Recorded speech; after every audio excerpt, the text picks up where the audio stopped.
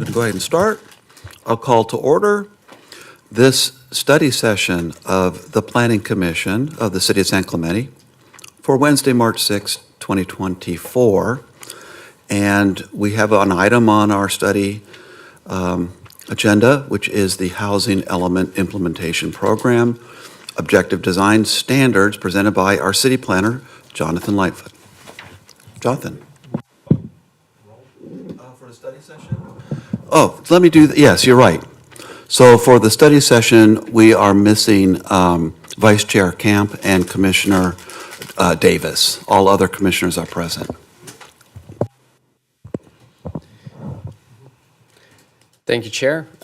This evening study session is going to review an active work product within the Planning Division. This relates to a housing action plan that is a component of our housing element. So we'll work through this presentation. Let's see if I can, IT team, could we get that to go full screen? If not, I might need to hop onto the laptop briefly. Is that? Not quite there. Oh, Yet. thank you, Cade.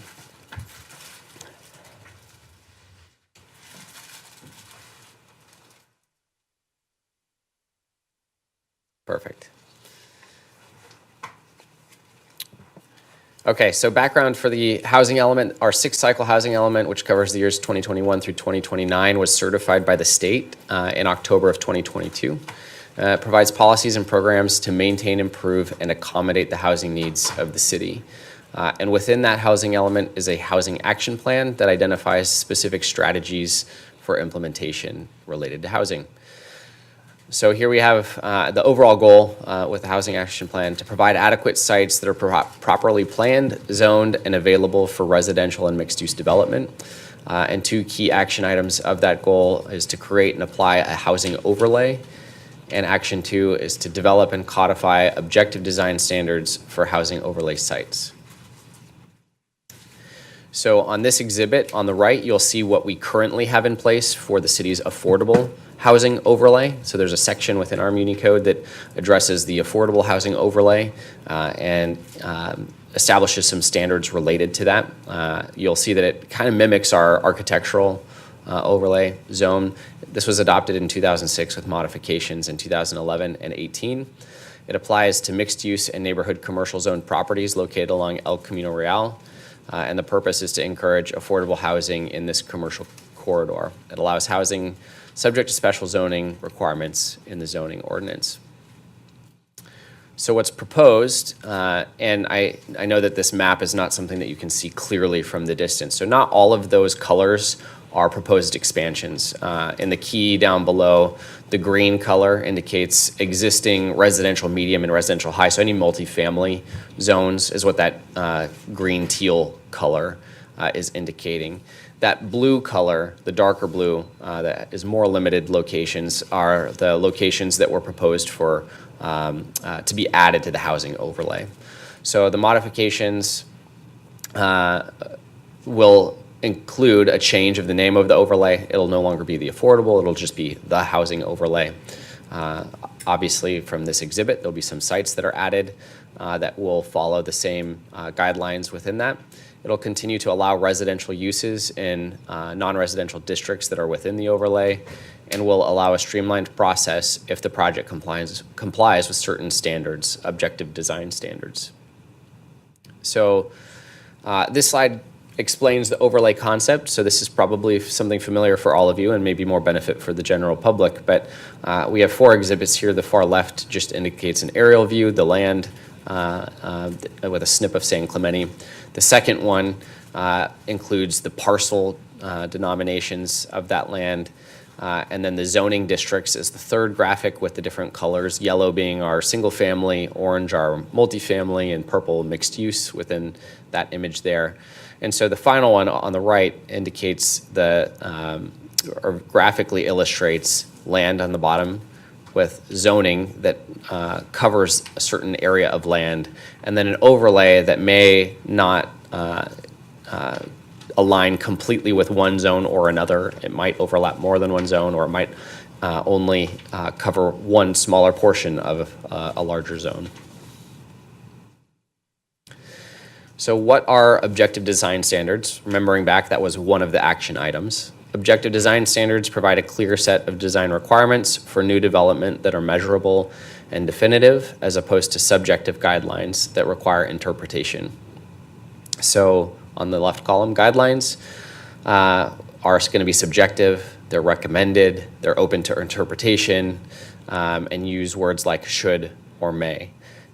This is something that's very familiar for our commission. Within our design review subcommittee, we will review projects regularly that have room for interpretation, and the committee members and the commission can look at the specific situation, context of that property, and say, in this case we think X is appropriate, but in another case we think Y is appropriate. That's something that doesn't occur with objective design standards. So within objective standards, you're looking for facts or checklist type requirements that are measurable and verifiable and take any guesswork out, and use language like shall, must, or is required to. So we're working through the process now. Our design review subcommittee's already had a couple of meetings that touch on this topic, but broadly, before going into those meetings, we have a consultant that reviewed guideline documents that already exist within the city, such as the design guidelines, the Henry Lenny recommended architectural guidelines, the specific plan design guidelines, and compiled from those documents certain consistent elements of building and site design. So within buildings, our objective design standard goal is going to be to identify massing and articulation that we want to see consistently with any type of development. Roof designs, character defining features that we want to see, building details, and optional architectural elements. But again, those are going to be things that have to be identified clearly as a shall or must, as opposed to we encourage. And then on the site element side, again, making clear or establishing clear expectations of landscaping, parking location and design, outdoor lighting, building equipment, and service areas. So now we have some graphics that will talk through some of those elements. So the first element of objective design standards is the building design. And what you're seeing here is a senior living property here in San Clemente. And the exhibit is referencing massing and articulation. And this is a good example of that, where we have three-story elements, but there's significant articulation on this property, where you have certain columns, arcades, et cetera, that are at varying planes. And so instead of having one box, you have a lot of articulation within the massing of this project. And that's something that we're going to want to keep consistent within the objective design standards. Another element is roof design, and then character defining spaces such as courtyards, paseo, patios, and plazas. So that's going to, within an objective design framework, need to be something that says X percentage or X square feet of these types of spaces must be provided, and the list of allowable materials within those spaces include saltillo tile or whatever else comes through.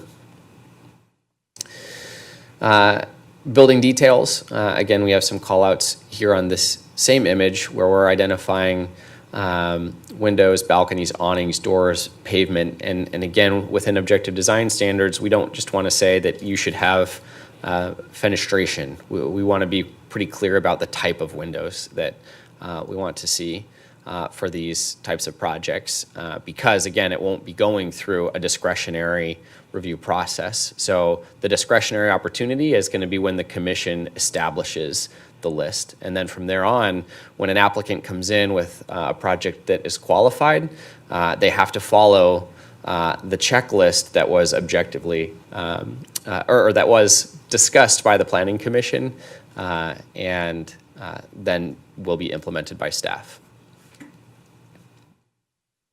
One more illustration here is site elements. So again, landscaping, Parking location and design isn't shown on this, but outdoor lighting, building equipment, and service areas, how those are screened, methods of doing that are all things that will be captured by this project.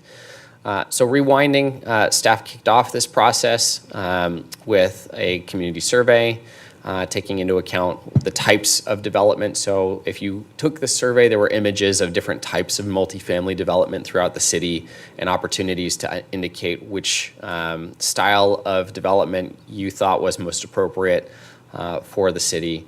And that feedback was taken into account by the city's consultant in their draft. So the draft guidelines have gone through design review a couple of times, and their next step will be to come forward to the Planning Commission. But before we bring that to you and dump that on your lap of all these different types of checklists, we wanted to give this context so that you're ready and expecting that type of information, and you know where that's coming from. So the next step will be for you to review the work of the staff consultant and our design review subcommittee in evaluating the draft of those objective design standards. So that will be coming shortly. We'll let you know when that gets scheduled for an agenda, but that's all that I have for the presentation.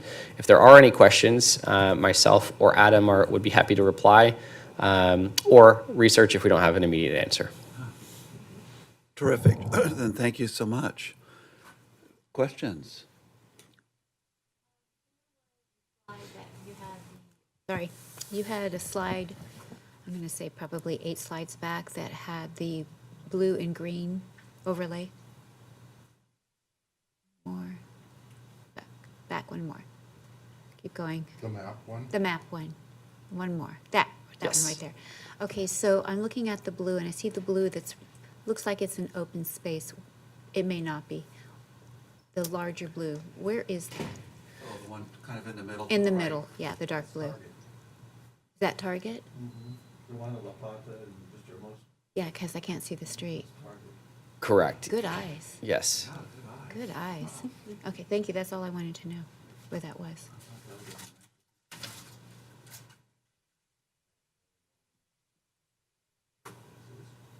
Across the street is the park. Yeah, the deep blue one, yes, across from the park. Okay, That's her most on thank you. Certainly. Thanks. So before, basically El Camino Real was called the Affordable Housing Overlay Area, something like that, right? And I'm assuming that it was appropriately named, that meant that there were certain either density bonuses or accommodations or something if someone was the primary thrust of that affordable housing could be developed in that corridor and there were certain accommodations to simplify that? Is that the gist? Correct. And the primary change that would allow is that throughout that area, there's a number of neighborhood commercial zoned parcels, and those don't allow housing. But if someone came in and said, I want to develop housing, they could do it through that overlay.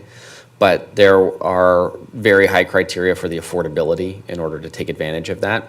That will be a component of the bulk of, or of the grouping of policy information that comes before you, is also those affordability thresholds. So we'll come forward with a recommendation, but there is going to be some level of opportunity for the Planning Commission to weigh in on what you think is the appropriate level of affordability to be granted some of the incentives that are contained within that code section. Okay, so in this revision, sounds like one of the things is to create objective design standards. I assume for new development projects within this. On this map, the teal or turquoise color, those are added now, those are now being added to basically the housing overlay area? So those Or were they already in there but just not shown? Yeah, so those are existing multifamily residential zoned properties. Okay. but they were not a part of the affordable housing overlay. And they are proposed to be a component of the future housing overlay. So if this gets adopted, goes through, the turquoise is proposed to be added overlay areas with the same, whatever the accommodations are and rules and criteria. So this is now a big expansion of the overlay area. Is that correct? It would be, that is correct. Okay, and then the dark blue is, are you saying it's proposed to be added, or, because the turquoise is proposed to be added too, right? Correct, Until yes. some- So the difference is that the dark blue are non-residential sites. So we already identified the target site. You can see also near the freeway is the Staples property. And so those are non-residential sites that are proposed to be added to the housing Okay, so overlay. both of these colors are proposed to be added, but they're not in now. Correct. And you discussed the desire to create objective design standards for the overlay area. Is the rest of it essentially a continuation of the same affordable housing accommodations? Similar, but there's going to be an opportunity to adjust the thresholds or standards there. So one of the things that, within our current overlay, the expectation is 100% of affordable housing. That may not be something that remains, because I think that can be a barrier to actually getting any housing. So wait a second. Built. Sorry to Go ahead. interrupt. Someone was allowed to build a housing project on El Camino Real, or is today, but only if they make it 100% affordable? That's correct. And how many of those applications have you had? 0, to my knowledge. But we've got some fully affordable housing projects in the city. We do, yes. So the city, in those cases, the city was either a party to it, or in the case of Talega, for instance, there's an affordable housing development that came out of that master plan. But Adam, I see you stepping. Could you provide some additional context on this topic? Yeah, so Jonathan's correct that it's been shown to be somewhat of a barrier to meet, especially along El Camino Real with the property values there. But if you look at the downtown area, there's one particular parcel that's highlighted. It's the same color as, I think it's red. It's the same color as the outline of the housing overlay. That's the Sarah Workforce Housing Development. And that one site was previously identified within the housing overlay specifically for that project because it penciled out there. So there have been affordable housing, I'll say, developments. That's one, the Jamboree housing up in Talega was one of the other ones. And so that one project utilized the housing overlay because the overlay was applied to that one property, which is why it's highlighted on that map. Okay, so with that, I'm just curious, because I can't see how a private development without some kind of supplemental assistance, significant supplemental assistance, could pencil out to buy land, develop it, build it, and have it pencil with affordable housing cash flow revenues. So those other two projects, Jamboree and Sierra, did they have governmental assistance or some kind of grant money or something like that? As far as you know? As far as I know, yes, that was partially funded, I think, by the cities in lieu fees that were collected Okay. on other projects. Okay.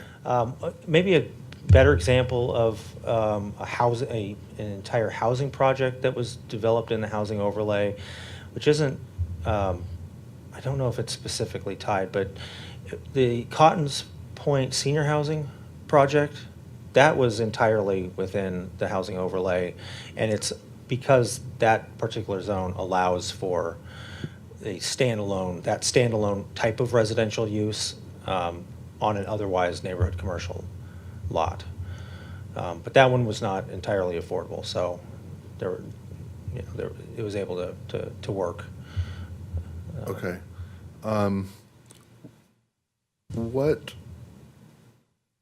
What was the response? Do you know approximately how many responses were there to the online community input survey That's one of the questions I'm going to have to research and get back to you on. So I wasn't a part of the distribution of that survey. Our former former senior planner was, but I'll get that information to you all by email. Okay, and maybe I'm walking around in a fog or something, but I wasn't aware, I don't recall being aware of that survey being outstanding, and I'm on the planning commission. So I don't, I just wonder how well kind of advertised or responded to it was. Like if you had comments from one or two people, I don't know that that represents, oh, the community has spoken and we must go this direction. Just something to keep in mind. Certainly, yeah. Okay, that's my questions. Gary, did you have, okay, Bart? Where exactly is our housing element status right at the moment? So And the reason I ask it, Yes. dovetail this in, will this be implemented after it's fully approved or before, and we kind of get locked in where we got to provide more and more information when this is? Great question. And actually, that question speaks to a couple other, I'll say, points that have been raised. What Jonathan is describing for you tonight is part of our housing program that's identified in our housing element, which was certified in 2022, and it identifies about 14 or 15 programs that the city needs to undertake, many of which we've already done, to obtain, I'll say, final certification. And those programs, including developing objective design standards, expanding the housing overlay, identifying and rezoning additional sites in our housing inventory, all of those things are required to be completed by 2025. So we're in the process of doing that. While there is some flexibility, and actually, I'll say there's quite a reasonable amount of flexibility in the project that Jonathan's presented to you tonight, or I should say the project that he's describing, which will come back for the council or the planning commission's deliberations at a future meeting. There's in many respects, there's not that much leeway in what we can do. We've basically told HCD what specifically we're going to do, and then we have 3 years to do that specific action. Most of those have already been done. However, with the objective design standards and some of the other aspects of the housing overlay, there is still some flexibility in terms of what the city ultimately approves. We need to comply with our requirements to affirmatively further fair housing policies, but when it comes to the objective design standards, we've got some flexibility there in terms of what we're able to implement. It can't be so restrictive that nothing can be built, but we can definitely there's definitely a lot of opportunity to tighten it up or include additional design considerations. And for the Planning Commission, there will be some decisions to be made as far as the potential expansion of density, allowances for what types of projects would fall into the non-discretionary type of application, which would then require compliance with the objective design standards. So hopefully that kind of answers your question, but the answer is we have a certified housing element now. It will remain certified so long as by 2025 we do all of these programs, which we've already essentially signed, agreed to do. So the number of potential units for the 2025 date is already covered? Potential units as far as our housing inventory, those sites, those numbers have been identified, those sites have basically been identified. We could add more sites, but we can't Well, really, we can't really I'm take worried any away that at if we this point. give too many and overdo what we're required to do, it's gonna make it harder to meet the next cycle. And that's a very valid concern. I can tell you that we are right at the number that we need to be. That's what I wanted to hear. Yeah. Good. Jonathan, I have a question. The identified dark blue segments of this overlay, how are they, since they're future and these are leased properties and they're occupied at the moment, what is the process if they were to go towards dense housing? I mean, they are occupied by Staples, well, Staples not there, but it is for lease, and then Target is at the other facility. Yeah, so the city evaluated those sites through the housing element program, or through the adoption of the housing element. So there was additional public outreach a few years ago when the city was going through that process of updating those locations. And one of the goals was looking for locations where additional housing could be provided that was going to be at least impactful to single-family neighborhoods, things of that sort. And one component in the back and forth between our planning staff and the HCD, the Housing and Community Development Department of the state, was that we had to connect with those property owners to get some letter of like, yes, we would be amenable to at some point in the future considering housing at our property. As you've pointed out, a lot of those sites are occupied, and there's an unlikely turnaround in any kind of a near-term situation, given that there's leases of varying lengths, and that Staples suite, for instance, just signed a new lease for a different tenant, right? So this doesn't by any means signify that each of those properties is going to turn to housing in the near term. Could the parking lot areas be considered locations for housing? Potentially, but again, that's where the objective design standards will come into play. They would still be required to meet all of their parking requirements for the commercial component, in addition to meeting any of the objective design standard requirements. Okay, thanks. Okay, go ahead. So by the one map that shows putting new properties on it, does that involve it's either the federal or state rule that, does it put them under the rule that if a large property becomes available and it might be commercial up for sale, that the first shot is not a homeless, but a Section 8 or some kind of a low-income housing? It's Yeah. the first shot at it. Because I know in Downey, we had a couple big properties came up, but no agency took it, so it was developed in how the city wanted to develop it. Does that put them under, like, say, Lowe's, which is, I think, one of the spots that's blue, if that was to come up for sale, that portion of the property?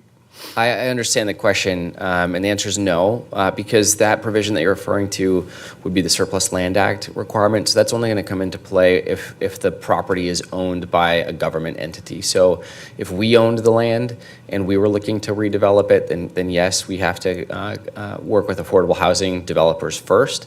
And same would go for the state of California or other public Not entities. privately owned. But not private entities, correct. Okay.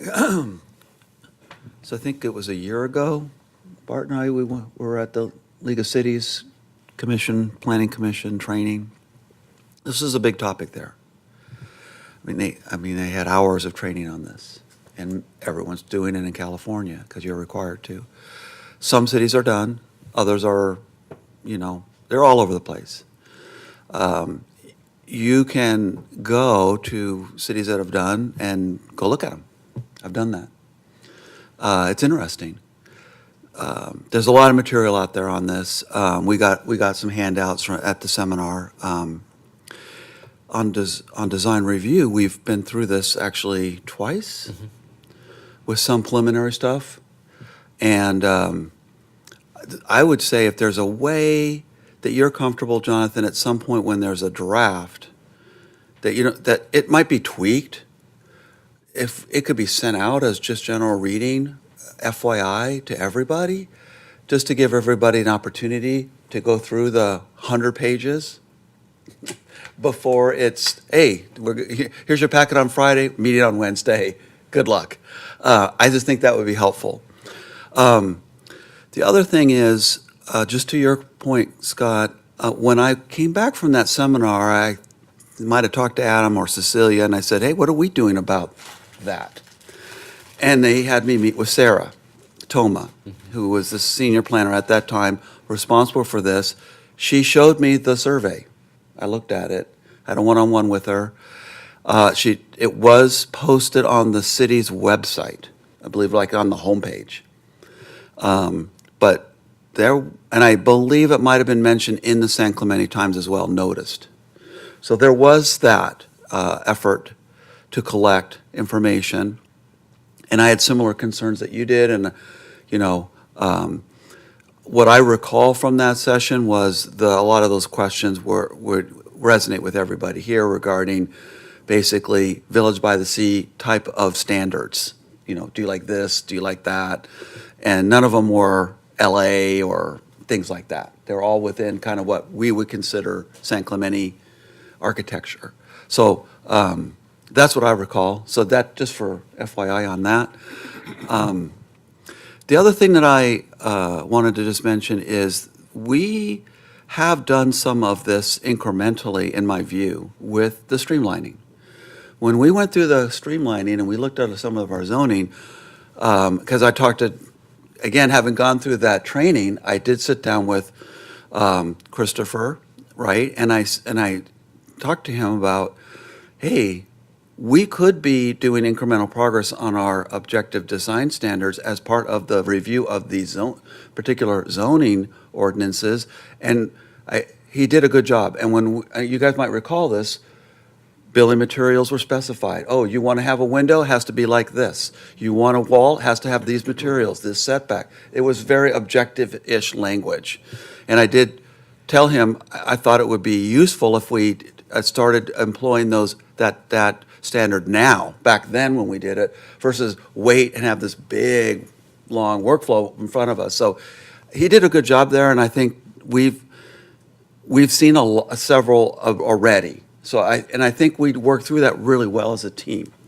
So I think when this comes back, it'll be similar to the streamlining in that regard. So those are my thoughts on that, Jonathan. I think, you guys have a consultant working on this, right? We do, and then the staff lead, just so everyone's familiar, is actually our senior planner, Zach Rem. Yep. He's unfortunately ill this evening, so he prepared this presentation. I'm filling in on his behalf. Yeah, great. Okay, is there any, Bart, your mic's open. Did you have anything else? Or anyone else want to make a comment or question?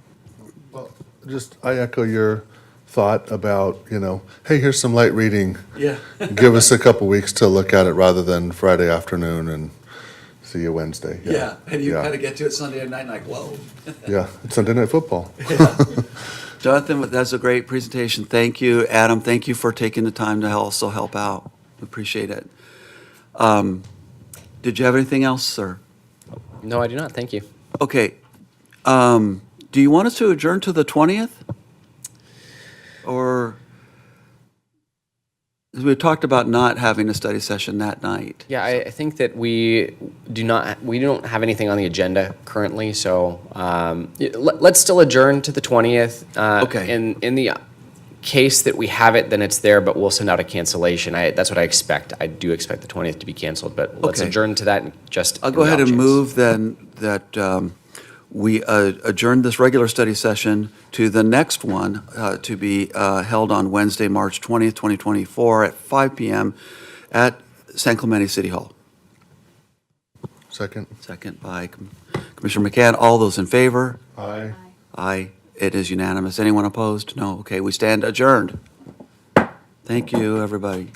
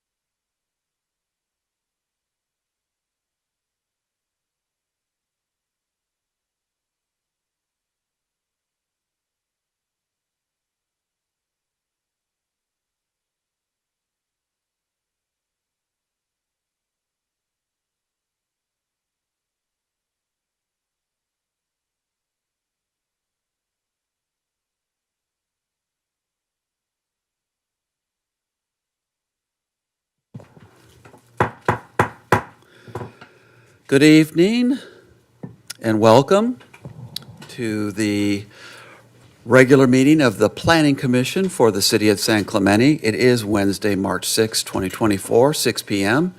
here at the San Clemente City Hall Council Chambers. Call this meeting to order. And if we could get everybody's attention briefly, we're going to do the Pledge of Allegiance. So if you could all join me for that. Thank you. Ready, begin? I pledge allegiance to the flag of the United States of America and to the republic for which it stands, one nation, under God, indivisible, with liberty and justice for all. Thank you. Present tonight are we have 5 commissioners. Missing is our Vice Chair, Steve Camp, and Commissioner Brent Davis. All other commissioners are present. Going through our agenda, we have one item of business, but we're going to go through a couple other routine matters before that we need to do first. Item 4 is a special order of business. We don't have anything there, so we're going to move on to item 5, which is the minutes.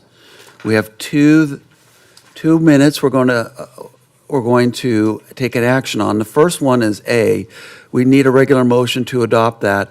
B is a receive and file, because that was the training, the special joint commission training. So did everybody get a chance to look at the minutes? Any comments about the minutes? Jonathan, did you have any comments about them? No, I don't. No, you're good. Okay. Anyone else have any concerns or changes to? Let's just do them one at a time. Item 5A, minutes of our regular meeting of the Planning Commission from February 7th, 2024. Anyone want to make a motion? I'll move to approve. Second. Okay. So it's been approved and seconded. All those in favor? Aye. Any opposed? That's unanimous. Thank you. Item 5B is the receive and file for the special joint commission meeting. I'll just move approval of that. All those in favor? Aye. Any opposed? Okay, that carries unanimously. Great, thank you. That concludes our minutes. Now, the next item on the agenda is oral communications, which is an opportunity for members of the audience to address the commission on anything that is not on our agenda. So if there's any non-agenda item that a member of the public would like to speak to, now is that time. Do we have anyone in the audience that would like to speak to a non-agenda item? Seeing none, we will move on to the consent calendar. And there's no items on that tonight. So now that takes us to item 8, our public hearing. So your public comments, and this is the... Okay, fantastic. All right, so this is a public hearing, and the way that we will work this is we have a process. First, I'm going to open the public hearing, and I would, just to overview for the audience, we're going to get a staff report. We'll have a conversation perhaps about that staff report amongst ourselves. Then the applicant has the opportunity to make their presentation. Following that, we're going to then take public comments, which I have some here. So if anyone wants to make a public comment and they didn't submit a blue card, please do that. And when public comments turn comes up, I'll call your name up. And then you just come up to the podium and you'll have 3 minutes to say your comments. After we do that, the applicant will have an opportunity to speak to any comments that were raised, if they wish to respond. And then we'll close the public hearing and we will discuss it and then make a decision. So that's the process. Before we move to the staff report, it is customary that I do turn to my colleagues and ask them if they have any conflicts of interest on this matter or ex parte communication that they wish to disclose. No conflicts? Okay, very good. Okay, so this item is regarding the interpretation Oh, sorry, hold on a second. Let me get to, here we go. This is a conditional use permit, 21-268, an AT&T wireless telecommunication facility. And there is a staff report, and to present that, Jonathan, who's going to be doing that? The other Jonathan. The other Jonathan, Jonathan okay. Champa. Oh, there you are, Hello. very good. Welcome. Good evening, Chair Cosgrove and Planning Commissioners. John Champa. I'm going to be presenting the application before you, which is for AT&T Telecommunications Wireless Facility that's requesting a conditional use permit. Just to give you a little background on the project, the site is located within the Forster Ranch Specific Plan, within the private open space zone designation. The project site is located adjacent to a similarly designed Verizon wireless facility and the city's water tower or reservoir. The project does require a conditional use permit due to the fact that it is not at a pre-approved location within the city's wireless master plan. Here we have the project location, as you can see, the street Costero Risco, which is located adjacent to the site, as well as the water reservoir. You can see the existing equipment enclosure and the Verizon wireless facility, as well as the proposed location for the site.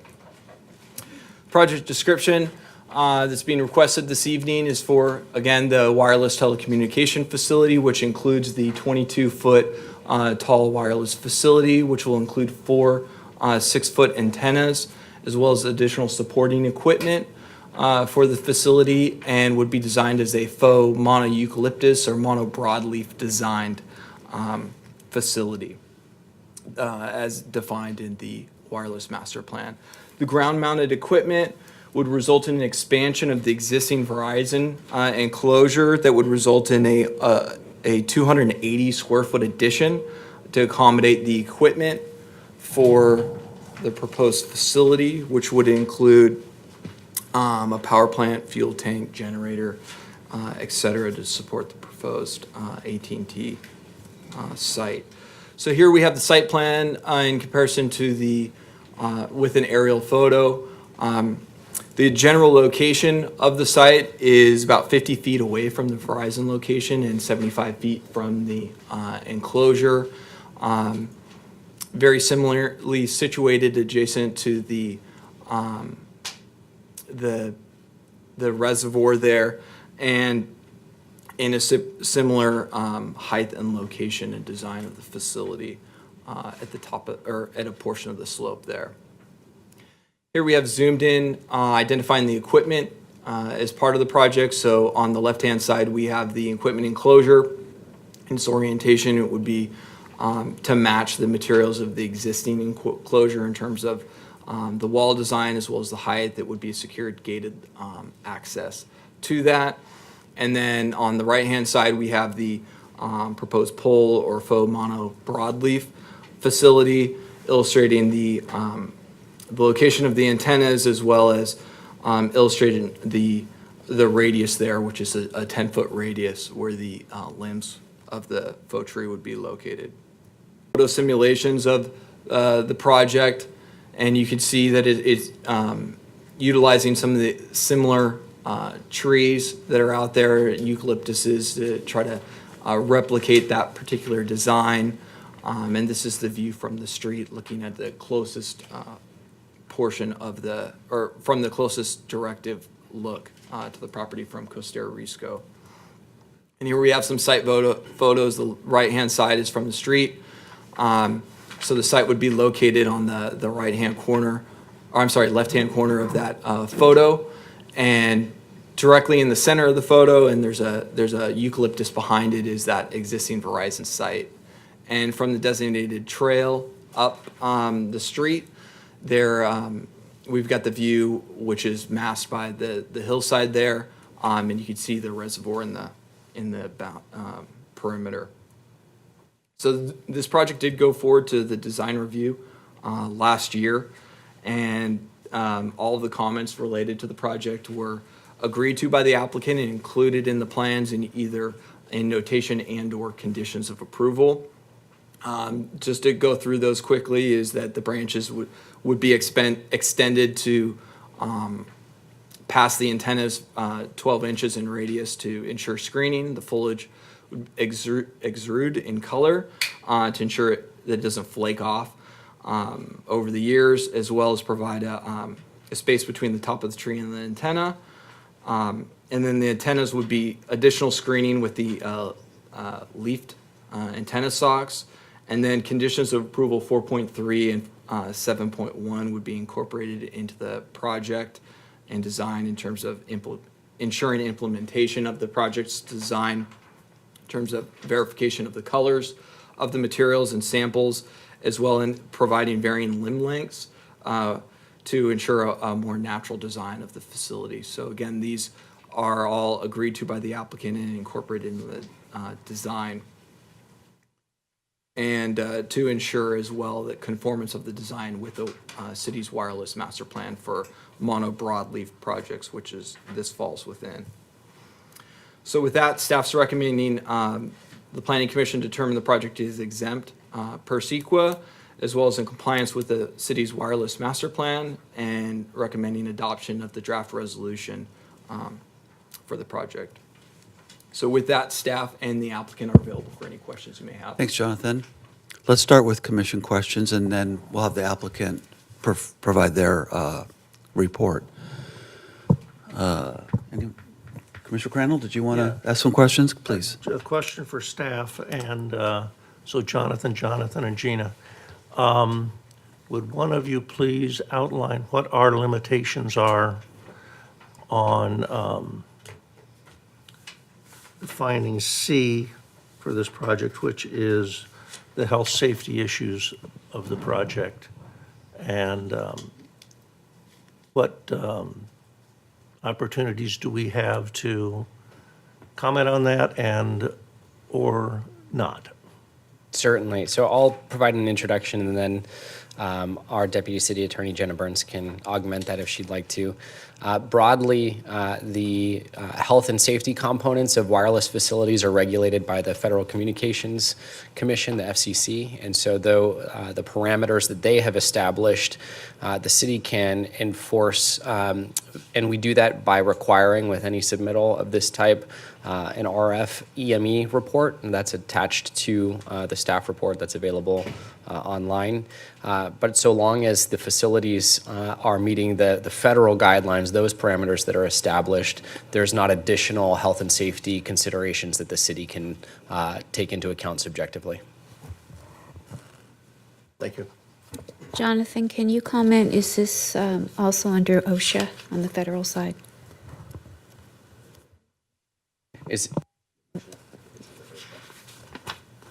I'm looking for it. I assume it is. It would fall under the OSHA regulations, since it's federal.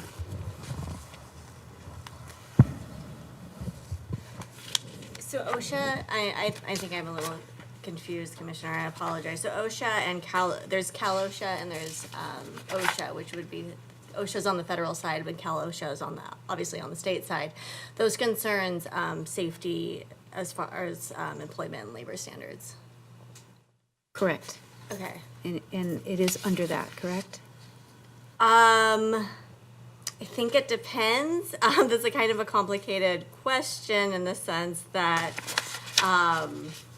is there a certain component you're looking at? I was just looking for the entire package. Let me continue to read it. It's possibly that it's in here.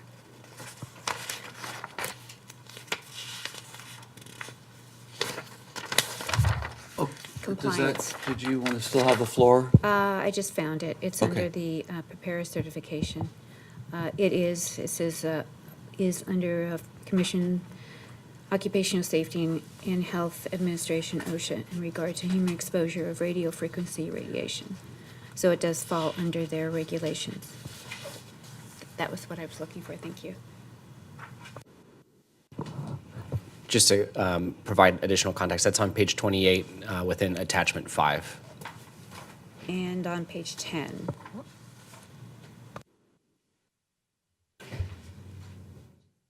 Which is Appendix A, personal certifications.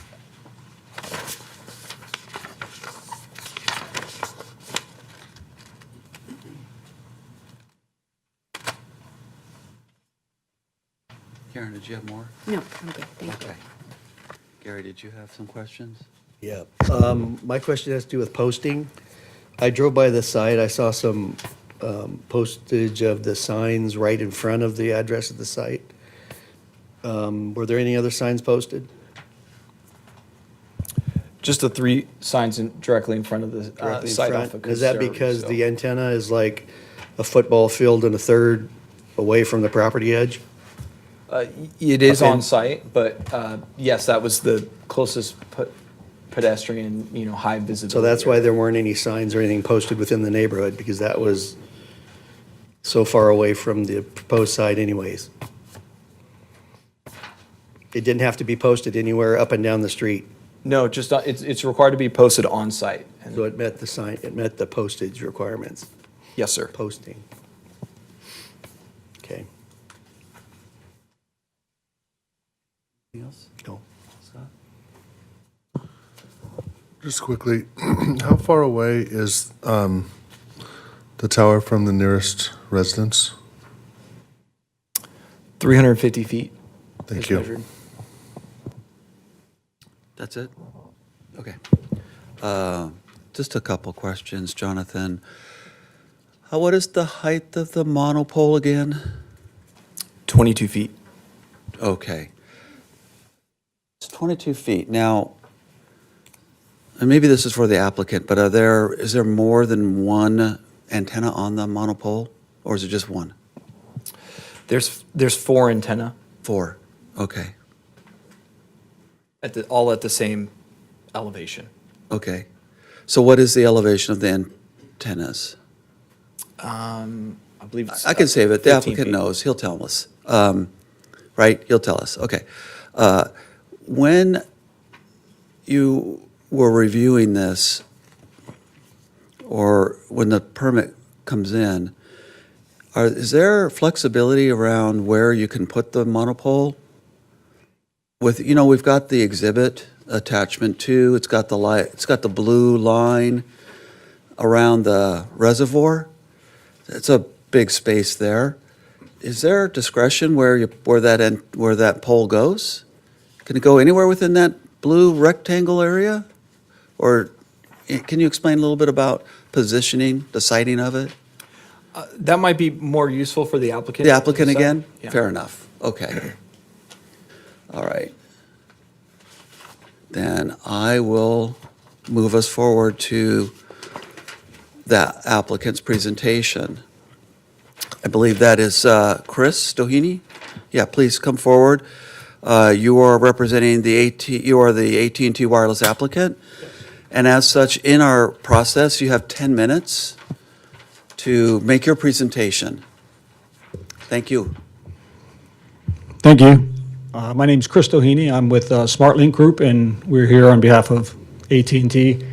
And I don't have an additional presentation to add to John's. Pretty much covers the same material, and but available to answer some questions and address some of the comments that were already made.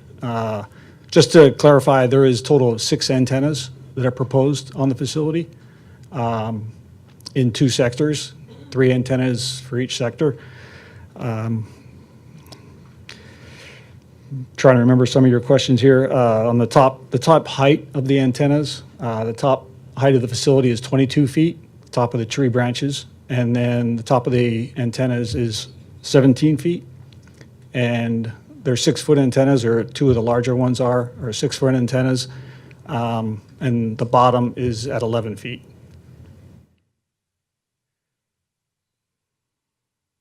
And if you could address some of the other questions, if you could remind me what they were. I'm sorry? Oh, the site location? The How we- siting of where you put the pole. Right. How that is determined is usually at the direction of the RF engineers by AT&T. And what they're looking for is maximum height and no interference, meaning blockage from other facilities, ground or trees or buildings. In this situation, one of the nice things about this proposal is that we have high ground to work from. And so we're able to just propose a 22-foot tree, which is very uncommon. Usually, we're looking anywhere from a minimum to 40 feet to 75-foot tree. So we're able to propose a short tree, 22 feet, because we have high, good ground elevation. The antennas themselves are, again, RF determines the service area that needs to be filled, or filling a significant gap in coverage, so they determine which direction they want their antennas to be pointing to. And so in this case, our antennas are pointing to the north, which would considered a 330 azimuth, and then also to the west, and that's at a 260-degree azimuth. So they're pointing away from the hill and providing service to the residential community in those directions, north and west, at a lower elevation.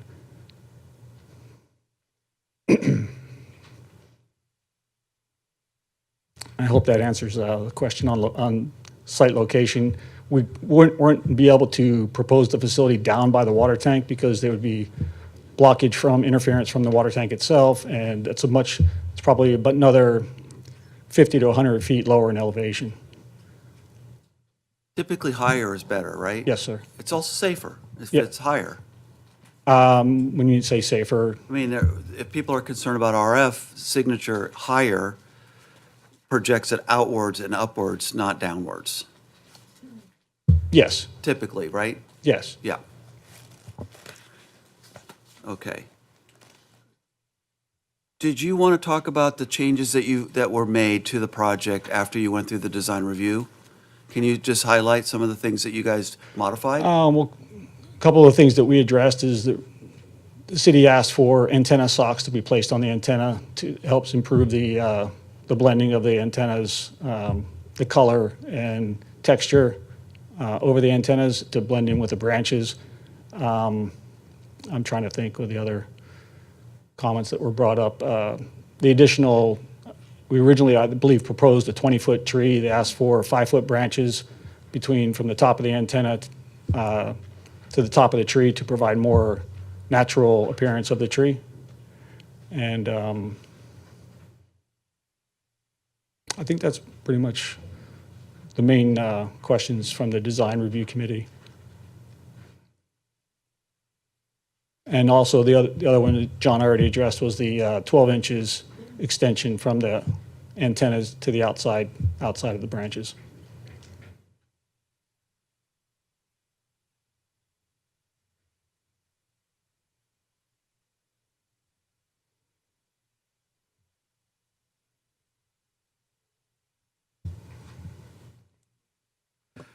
Do we have any commission questions of the applicant? Karen, any? Steve? Okay, seeing none.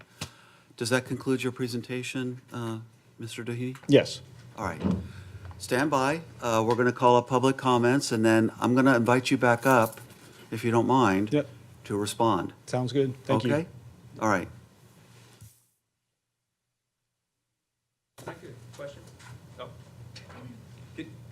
I know there's a comment section. Can we ask questions of him, or is it just for general comments? Yeah, we're at the public comment section now, so if you have a blue card, bring it on up, and I'll call your name. Kind of the best practice is to address the commission with your questions. Yep. The applicant's obviously in the room and can hear them, so hopefully they pick up on if you have questions for them, but you address them to us. Wonderful, thank you. Yeah.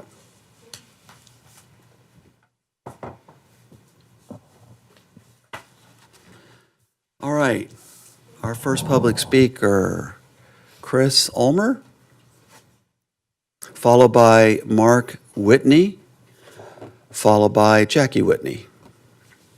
Welcome. Hello, Commission. How are you? My name's Chris Ulmer. I'm a resident right across the street. My home sits nearest to the tower that's existing today, so I assume it's probably the nearest one to the new proposed tower. I have a number of different concerns in regards to that, just the experience of the first tower, of it being built. It has since become an eyesore in front of my house. It makes me concerned for diminished value of my home because of those RF concerns you mentioned earlier. All around, I just don't understand what the need of the project is. If it's to serve the public better for self-service, I'm like an AT&T customer, and I can attest to you that it works perfectly fine in my home in 5G. So that's all I have for you guys. I would like to see this tower not be put up. Thank you for your comment. Mark Whitney, followed by Jackie Whitney, and then Megan Miller. Mark, welcome. Thank you. Thank you, Board. I know you spoke about safety concerns and there's guidelines.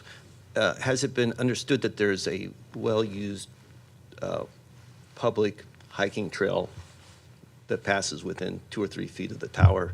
And I know it's posted, there's a posting there that says something to the effect that you have to be trained to come close to the tower or, whatever. So I've always wondered, I walk past it 3 times a day. I've always kind of wondered, am I getting my brains fried or whatever, what's going on here? But I guess this would, I've been told by some people that don't worry about it. You're old. You don't have to worry about that. But so that's one thing that I don't know if that's been part of the thoughts when they, proposed this. And the posting, I'd say I improved the posting. The posting was actually up on that path when I saw it about 12 days ago, and I took those and put them on the street so people can see them. So originally the posting was a little weak. There was 3 paper sheets on stakes, and they were on that trail, so I moved them to the street so the public could see them. I think the requirement, I spoke with John, I think he said it's 100 yards? Is that the distance from 300 feet? That's 100 yards, right? 300 feet? I must live, because I live right across the street from the tower. I must be 101 feet from it. I never got posted even 10 years ago. This project originally started, the use of this site, which I guess wasn't originally on the master plan for towers. This is like an addition. 10 years ago, we kind of went through all this discussion with a different planning board, and all these things were talked about, but everybody else has comments to make. But I'd say I think I asked John if it's a 2 week, is that what's required, 2 weeks to a notification for the public? Is that what the guideline is, or, because we got 2 weeks or less, It's 10 days. Is it 10 days? Okay. That's kind of weak, yeah. When I when I saw those stakes, I went down to City Hall, this building, and John is a contract planner, so he's not on site, or not much, and no planner would come out. 10 years ago, the planner came out when we asked and had a map for us, and we had a discussion. I wasn't able to do it this time. I went twice. I wasn't able to do it, so I finally, they gave me John's card. I called them, and a few days later, he called me. So by the time I got some information, he didn't have enough answers for me. He tried to do his best. We were pretty far along on that 10-day notification window, or whatever it is. So I think that was kind of weak. I don't know if that's going to change, people's thoughts, but that's my. Mark, thank you for That's your comments. Yeah. That was, Mark, you timed it perfectly. I know we don't have our timing system up, but that was right at 3 minutes, and so, thank you. I'm going to call up Jackie Whitney, and followed by Megan Miller. Just so you know, the reason why we do 3 minutes is it's an element of our public hearing that everyone gets the same amount of time, so it's fair. Otherwise, we'd love to just be here for hours and hear everything you have to say, but we've got to just stick with the 3. I got it. Okay, thank you. I'm Jackie Whitney. I live, of course, my husband, across the street. We didn't get a notice. I don't know if we're just right out. A couple of our neighbors did, but we did not. We did come here 10 years ago and fought this. They told us there would be a limit of 2 towers. They promised us that back then. I can say we also were promised that they would take care of the site. I don't know if any of you had the chance to walk up there. Again, we had no time. We didn't get noticed. Luckily, my husband saw the sign. We started asking everybody, hey, does anybody know what's going on here? There's plastic off those cell towers, the fake leaves all over the place. This stuff goes out into our ocean. Nobody's maintaining that. It's terrible. I mean, you talk about trying to preserve our natural, beautiful hills, and we have these plastic leaves, and these cell tower people are not maintaining it. It's really a shame. I don't know if you had a chance to look, but I can show you pictures. I did take some pictures this morning. But I'm totally against it. I think it's wrong. That is not in the master plan. None of us knew. I mean, you guys, you know it was not in the master plan, so we really would hope you would vote against this for us. We have a beautiful area up there, beautiful trails that everybody used. It wasn't enough time for people to even see that this was going to happen, and weren't able to show up tonight. So thank you very much for No, considering. thank you for coming out tonight and your comments. Megan Miller, followed by Mike Hughes. Welcome. Good evening, everyone. How are you? My name is Megan Miller. I've been a resident of San Clemente for 20 years. I live at 4160 Costero Risco, and I'm opposing the cell phone tower that's at 4159 Costero Risco. I live right across the street. I was never given a notice in the mail for any of this. The signs were pretty weak that were put at the beginning of the trail. They're very small. They're maybe this high, and it seemed kind of obvious that maybe they didn't want to alert anybody. There's no other signs within the community stating this. I know last time we had a large group of people that came to fight this. I don't believe we were given a long enough notice for any of this, especially myself. I have 3 small children in my home. I do not want a 5G cell phone tower pointing at my home 24 hours a day, 7 days a week. We do not know the cause, what these things cause. They have not been out long enough. I know we can't talk about safety issues here because of the FCC. I will say that Jonathan, I believe, noted that a year ago, the plans were approved for the design. I'm wondering why the residents that live here in the community only get 10-day notice to be told about this. I'm also concerned that we live in a very high fire hazard area, and I do know that there have been wildfires caused by cell phone towers and the equipment. I can almost not even get homeowners insurance to cover my house at this point because the rates have skyrocketed, and actually, I don't know if you realize this, but a lot of companies will not write in California, and I believe this will compound the issue. I also am concerned about our real estate values. I'm a real estate agent. I've been in the business for 20 years. I know for a fact people do not want a cell phone tower near their home. We've invested millions of dollars in these homes, and they will have a diminished value. When another cell phone tower goes up, we've already have one. That is enough to live by. I don't think any of you would want a 5G tower pointing at your home and your children or your grandchildren all day long, 24 hours a day, 7 days a week. So I'm asking you to consider that. I'm just wondering if we could possibly, if you can vote against putting this up, that would be wonderful. If you cannot, I'm asking you to at least table this argument, table this situation, so we have more time to prepare professional, comments on this. We've been given very little time. I believe the signs went up on February 20th. So I know it's a 10-day notice, but I don't think that really behooves the homeowners to prepare significantly for what is going on here. This is a big deal. There's a lot of people I know in the neighborhood that use those trails that would want more notice on this, and nobody can see these tiny little signs at the base of the entrance to the trails. So I would ask that you would take those things into consideration. I love my city. I love what we do as a city together. I know you guys want participation from your homeowners and the people in the city, and I hope that you can take our comments into consideration. Thank you very much. Thank you for your comments. I have one more speaker card, so if anyone else wants to speak and you need to turn in a blue card. So the last speaker from the public is Mike Hughes. Welcome, Mike.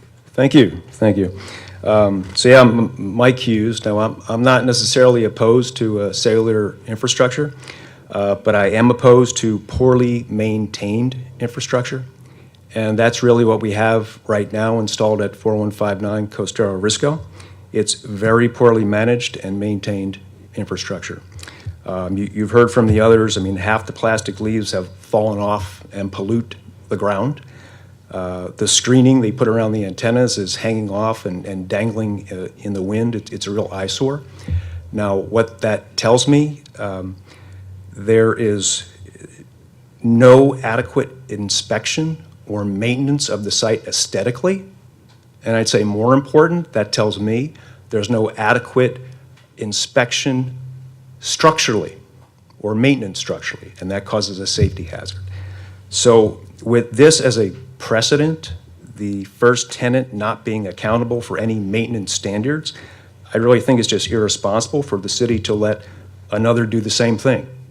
Because if a second tree tower is installed, there's going to be 2 eyesores up there, 2 environmental hazards, and 2 safety hazards. Now, in my opinion, there needs to be adequate maintenance and upkeep procedures in place that actually have objectives, metrics, and penalties that the city can enforce before approving any more facilities or upgrade facilities. That's one. If I have a little more time, Yeah. you've got I'm not another opposed to minute or cellular so. infrastructure, but I'm against a proliferation of towers. I believe in co-location. So I'm wondering if the applicant explored upgrading and retrofitting the existing tree tower for 2 carriers. I do have some knowledge. You can do that. You can do it in a similar form factor. So I would ask if they've actually explored that. So now there's just 1 tower to deal with, and hopefully with enforceable, adequate maintenance standards. And one last thing, it was flashed up on the screen. I'd like to see exactly what's installed on that tower. They talked about antennas, but I believe I saw active electronics, so I'd like that verified.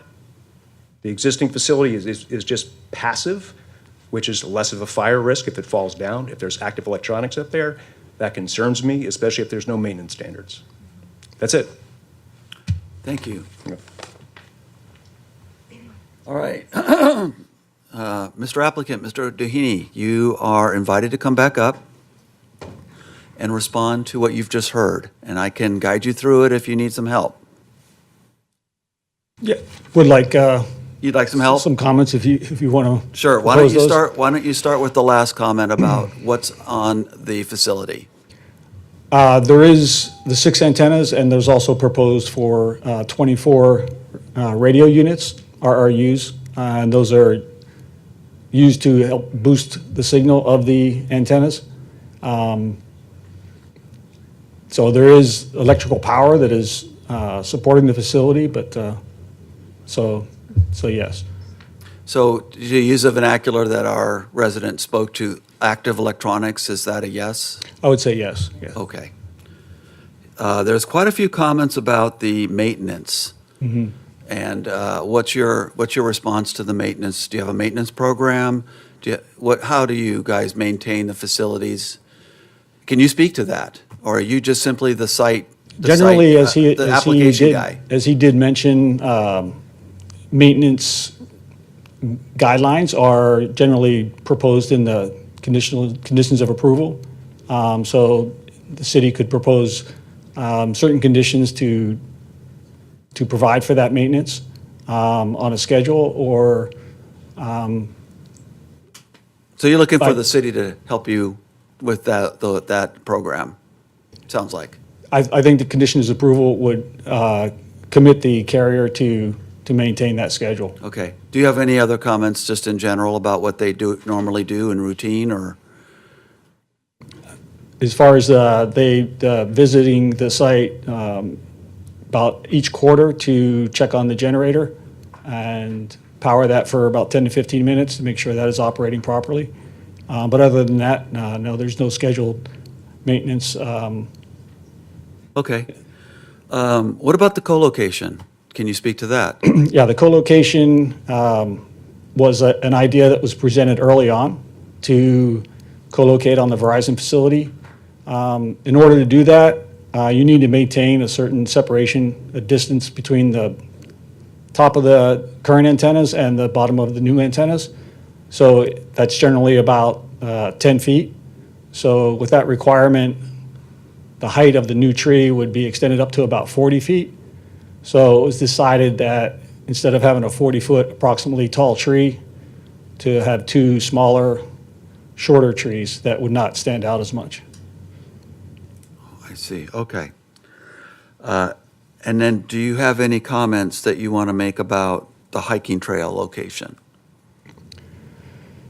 The mitigation guidelines that are required to be put in place per the EME report for the signage, again, similar to what's already there at the Verizon site. Also, the antennas, the directions that they're pointing, they're not pointing back towards the trail or towards the hill. They're pointing away. And again, so with the safety mitigation requirements in place, then there's no issues with health concerns or being affected by that. Let me ask my colleagues if they have any questions of you. Bart?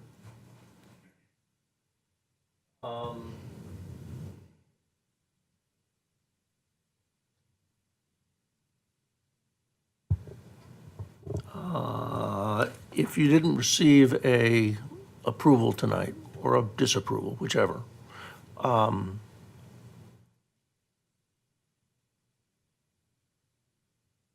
has there been any holdup so far in the permitting process, or has it gone pretty smoothly? No, it's gone through extensive review by the city. We've been probably working on this planning application for about a year and a half or more.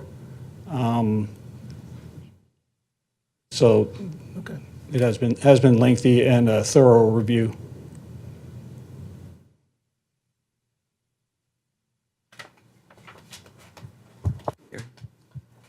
I see one of the conditions is 7.8, which talks about maintenance.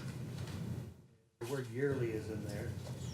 And it talks about replacing all the ripped, faded, missing, or torn branches. So that would mean that the applicant would have to at least once a year visit the site and also look at the maintenance and the trees to see that they're not all falling, correct?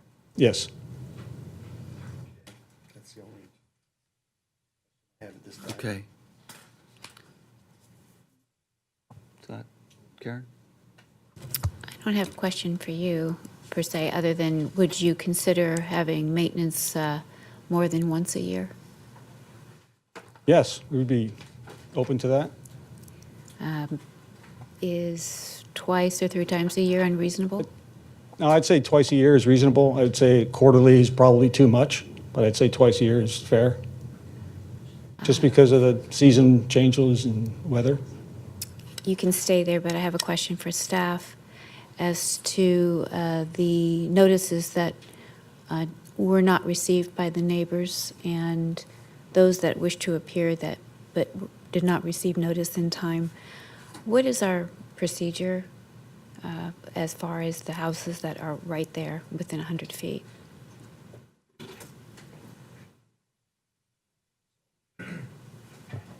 All the notices were sent to the identified properties. The gentleman that did speak, I wasn't at the counter when there was a conversation had, but the radius map for the noticing, which is required, there's a full noticing package that goes with any project that requires a public hearing, which includes a radius map to identify which properties are within that 300-foot radius.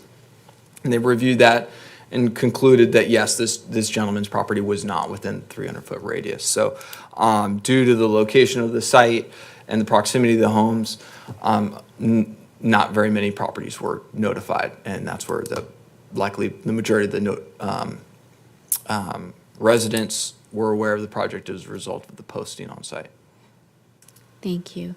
The concern of fire, the backcountry, does the city see any issues with the facility presently and possibly in the future? As part of the maintenance requirements and having facilities all over the city in similar locations, the project was also reviewed by OCFA and cleared as far as in compliance all those necessary concerns. With regards to the current situation, the comments were that they felt that it was in disrepair. What is the service maintenance agreement with the current provider?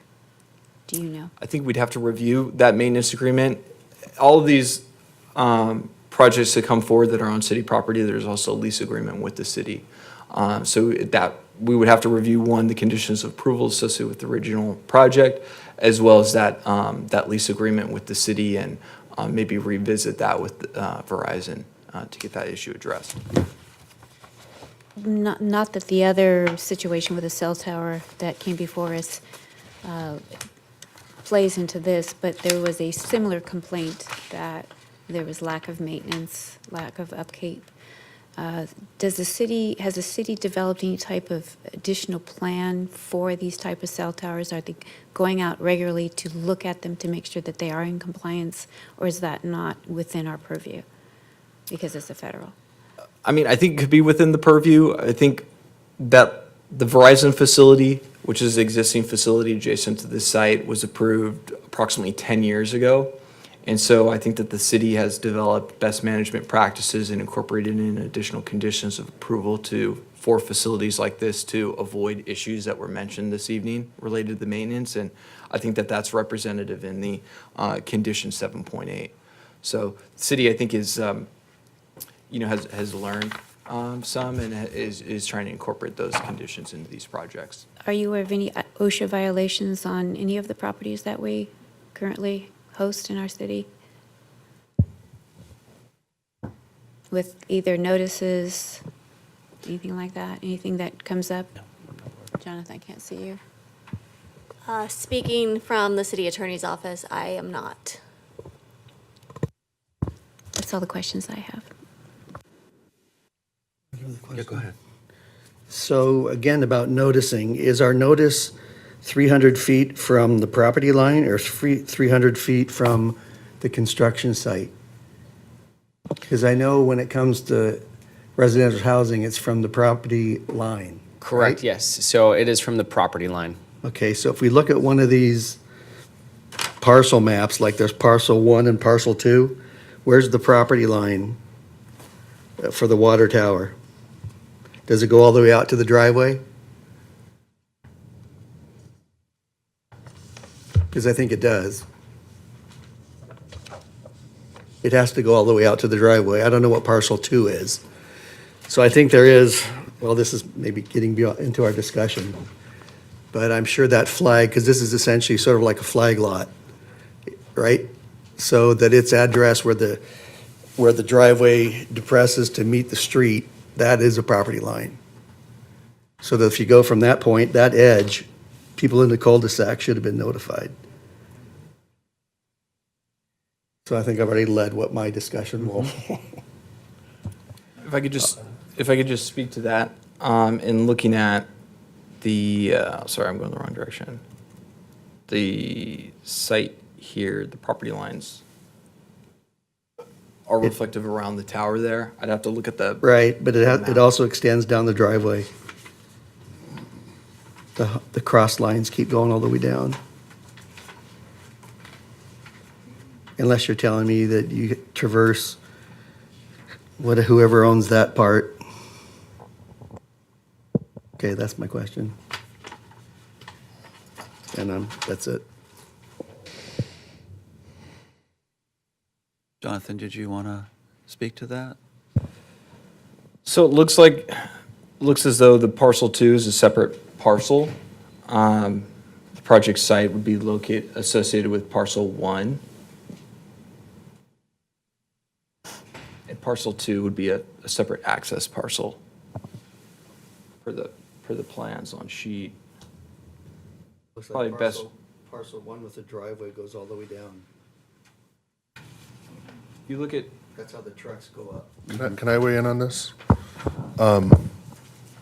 My opinion is, and I'm pretty knowledgeable about these things, the parcel 1 is the legal site, and parcel 2 is not a true parcel, but it's the definition of an easement across another piece of land.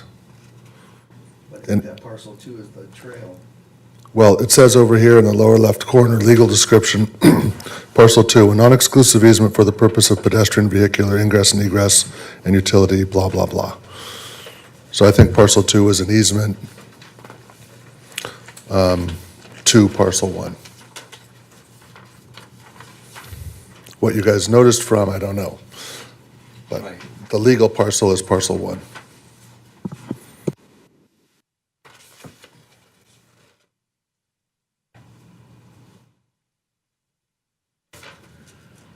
Okay.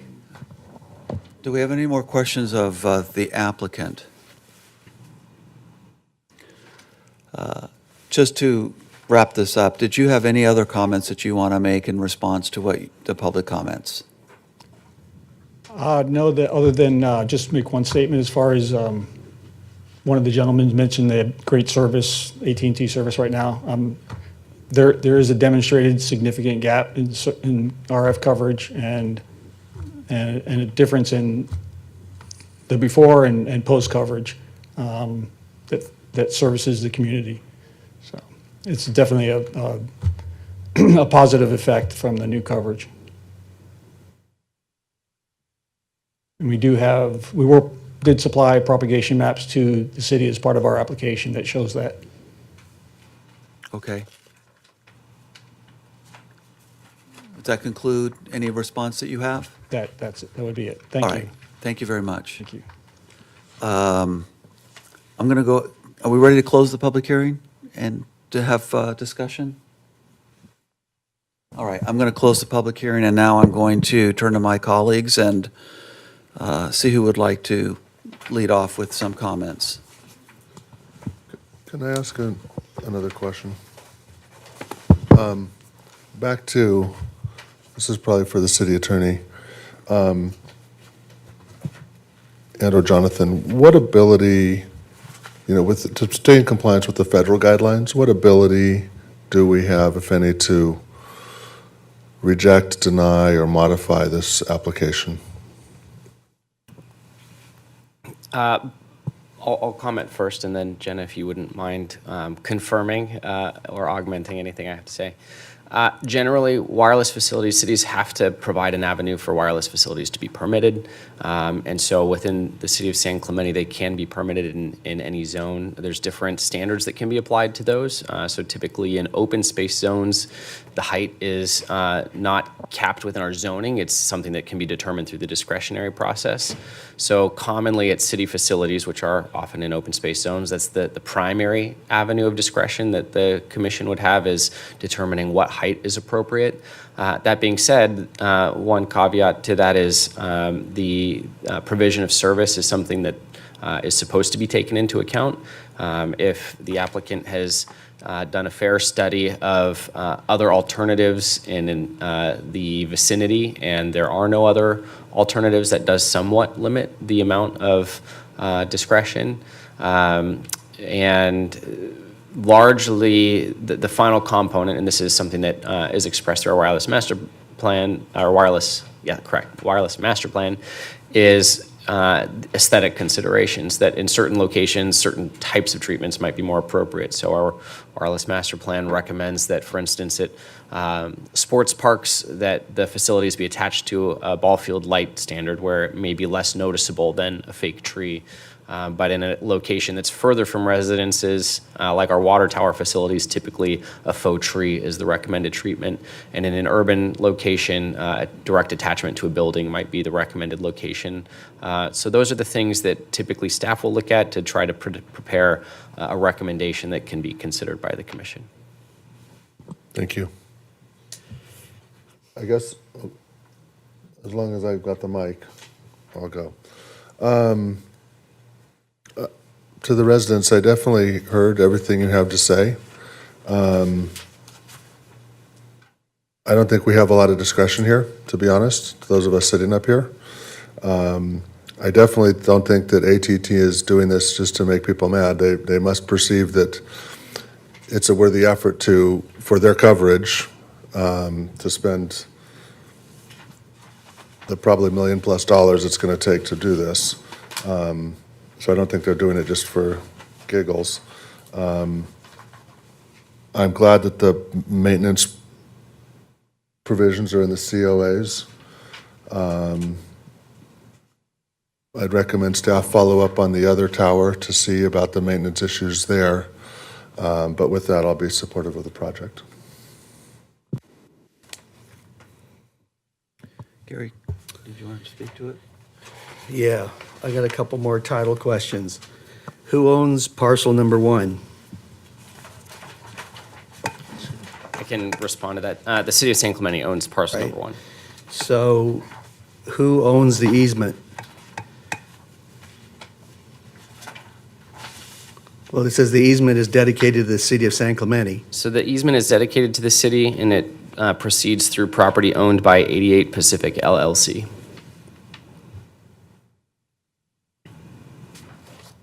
Who's that? It's not the HOA. I see that the next there's actually two adjacent parcels. The one that immediately borders the street is Forester Highlands Community Association. I'm not familiar with the entity 88 Pacific LLC. So who owns the driveway? Is the driveway part of parcel one? The driveway is not part of parcel one. It's part of the easement, Correct. but we're granted the easement. Our trucks can go across it. Correct. So the city's effective boundary, or the city's effective use of the property goes all the way to the driveway. For access purposes. Right, and the city grants access of AT&T employees through their easement, and also people to walk on the trail. Correct. Right. Okay, because what I'm getting at is, it's a little confusing where the property, who owns the property and who has the easement. But as being a normal kind of citizen, because the city trucks and the AT&T trucks go across the driveway to the property, my impression would be that the property site extends all the way to the street, the effective property site, even though title may not be there. So that our 300 feet should start at the driveway.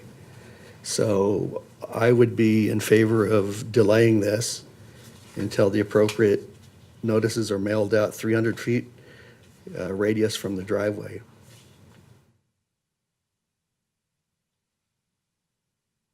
I think the public just needs to be adequately, I think that's a little bit in question here unless you tell me exactly who has what ownership of what property and who has control of the easement. If the city has control of the easement, then our effective use of the property actually goes all the way down to the street. And I think they have a case that there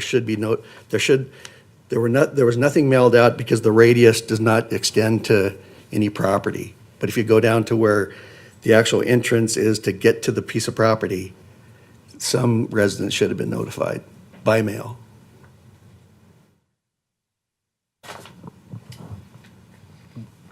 Fair enough. Other discussion? Commissioner Crandall? Yeah, I'm in quite a bit of agreement here with what was just said, and I am looking at the map, and without a drawing of showing where the noticing was put up, I'm saying that the main radius, Scott, is a 130-foot radius for the circle of the site, okay?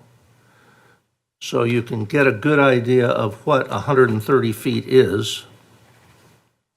Take that, and that gets you, for just 130 feet, gets you right to the street. And then another 130, 170 feet? More puts you at the houses. So somebody should have been noticed. And I don't think we have enough information to validate that it wasn't taken from the Verizon equipment rather than from the property line. Because that would be, that radius 2 times, which would just be 260 feet, puts me on the other side of the street by the houses. So I have to say, I'm not comfortable making a decision that it's correct without validation. Maintenance of the site, I would have liked to have seen the CUP on the other tower, so we know what restrictions were on there, so we'd know that whatever we propose is more forceful than that one. And that we can do that. And looking at the conditions of approval on, because that's how we have to make decisions based on conditions of approval. That is on the packet, page 3. And if things prove out, we can make pretty much all the choices if the information comes back on that noticing and maintenance issue on site. The other site that was mentioned was, I think they were talking about the maintenance on the Rancho San Clemente site, that tower that was too tall, wasn't maintained, it was a health hazard. That's a bit of a different situation than we have here. But if it's not being maintained, that's a problem. And it's the city's problem for not enforcing the maintenance of it, especially if we have a lease on the property. So I want to make sure that whatever we approve, and I don't know if we can get the information tonight or not, that we make sure that the conditions of approval include a maintenance clause that is more than just talking about the tree. It's the whole site should be the issue that they're using. The maintenance of keeping trash, whatever, off the site, maintaining, I'm sure they have to maintain a fuel modification zone around the buildings for fire. And the tower, I think the tank already has one. So that should be in the condition of approval. So I'm inclined, until I hear everybody's comments, that we need a little more validated information to make the findings. And I'm basically saying C is already approved, but we can't make the health comments on the tower, but I am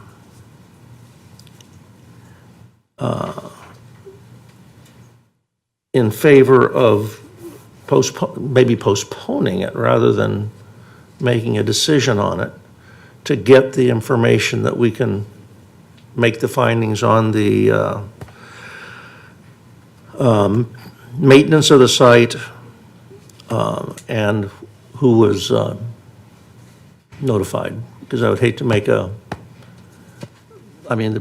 there's more, you're not just the closest people to it, you're just the ones who are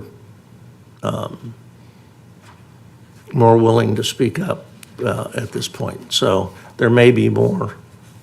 And, but it can't be based on, unfortunately, the health hazards, but on anything else like the maintenance, that's fine, I believe, and city attorney can nod her head if maintenance is fine, and validating that the noticing was spot on, because that's really important.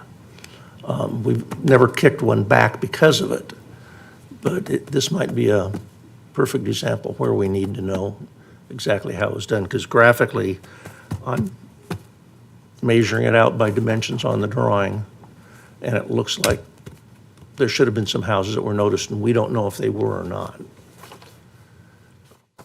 Because if you look at attachment 9, and you look at site plan, it's A1. It has the property line, property boundary, and if you go from the property boundary and look at the scale, the other curb, the curb farthest on Costero Rico, sits at 80 feet.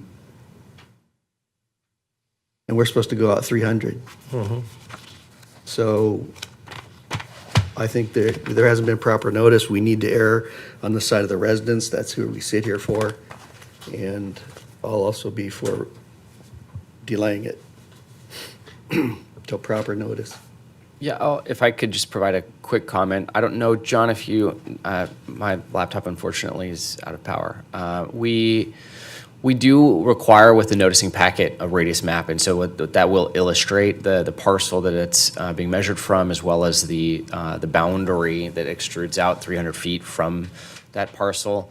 I'm not sure if John's able to check the project folder from his computer access there to get that information this evening. If not, then That would certainly help. yeah, then certainly we can continue the item, and then we can get a digital version of that. If it's not available there, then it's something that our administrative team does keep on file for all projects that we do. So that's something that's always a permanent record, as well as the list of parcels. So if we can't provide a visual of that this evening, then within a continuance, we'll make sure that that's an exhibit that the commission is And also made available. included with that, possibly the conditions of approval on the Verizon site. Yes, and real quick note on that, before I lost access, I did take a look at the lease for the other agreement, and there is a pretty substantial maintenance requirement. It's not listed as on a time frequency of their reporting. That might be something that we consider moving forward. But Verizon as a tenant has an obligation to address maintenance issues in a very short turnaround from time of notification. So I would just note, if I think some members of the public this evening said that they have some photos related to maintenance issues, if they want to communicate that to me at the end of the meeting, I'll be able to explain the process of addressing that maintenance challenge. Jonathan, can we look at the noticing that went out on the first tower to see what the addresses were then? Yes, I would be able to pull that information. It seems like there was a public comment here tonight that said that they did not receive a notice, but they did receive a notice. They were a 20-year resident, and they did receive a notice on the first tower, but didn't receive a notice on this one. So I would be in agreement with some of my colleagues here tonight that agree that the noticing is important, and I think some were missed. So I would consider tabling this motion. I'm also concerned about lack of inspection. I don't know who is responsible for inspecting these sites for ongoing maintenance. I don't know if it's the city that's supposed to be doing it, or if it's Verizon. They send out their own personnel and then send a notice to the city. I don't know what the process is. I don't see it in the packet. And since it does back up to a neighborhood, and this is a complaint that I've heard before, that these sites have had some vandalism, and they, are not up to what they consider to be maintained. I'd like to see the past agreement and what we can do to tighten that up again for this agreement. I am not opposed to cell towers. I'm not concerned about the other issues, but I am concerned about public notice and about the maintenance and service. And I think the public should be able to come and talk with us for their 3 minutes, for as long as they want to for that 3 minutes.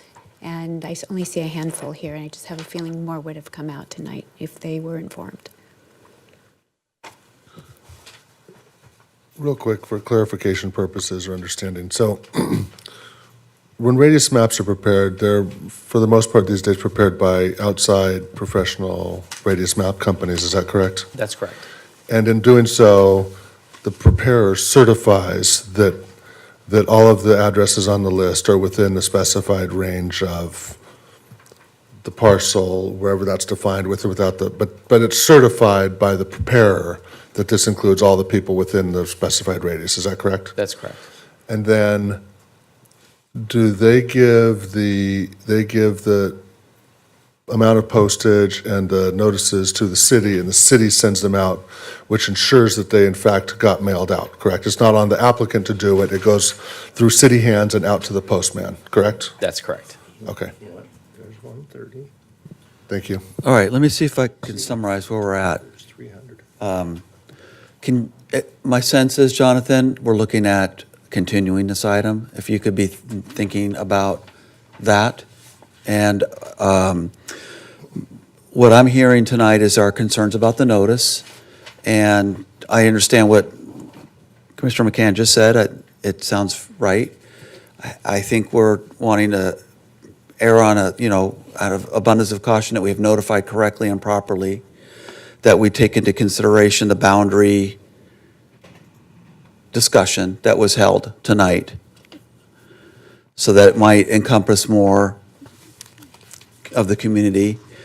The maintenance, seems like it's it's a concern.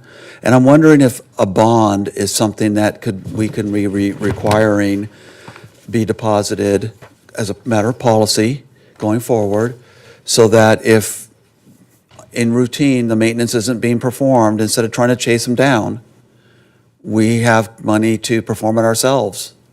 So just a concept to suggest. So that's what I've heard. My thoughts are on our required findings. We've got A through F. And I am focused on a couple of them here myself. Item D is the proposed use will not negatively impact surrounding land use areas or uses. The comment tonight has been made about public access, hiking, things of that nature. So I want to have, when we bring this back, the staff include, is there public access? Is there a hiking trail? And if it is, how does this impact that? And should this site maybe be moved as a result of that? Or should that public access be changed?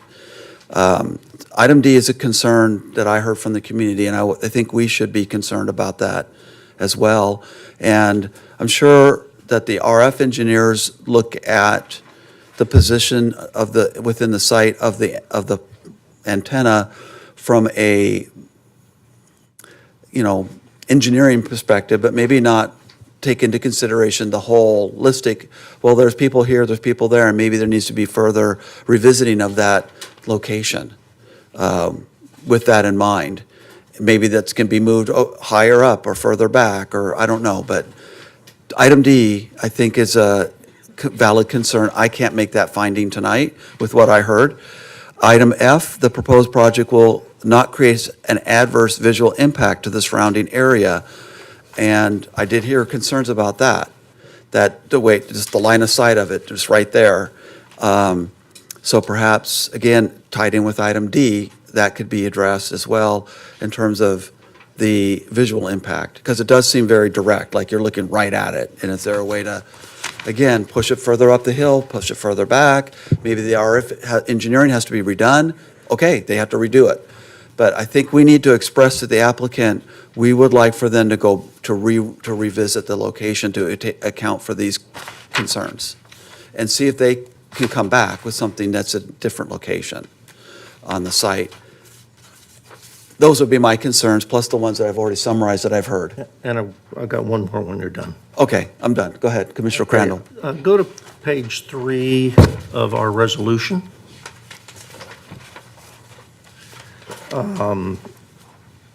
Item B on the very bottom of the page. While the city's municipal code does not require a certain distance of separation from residential uses, the tower will be approximately 370 feet from any house, not the property line that tower is on.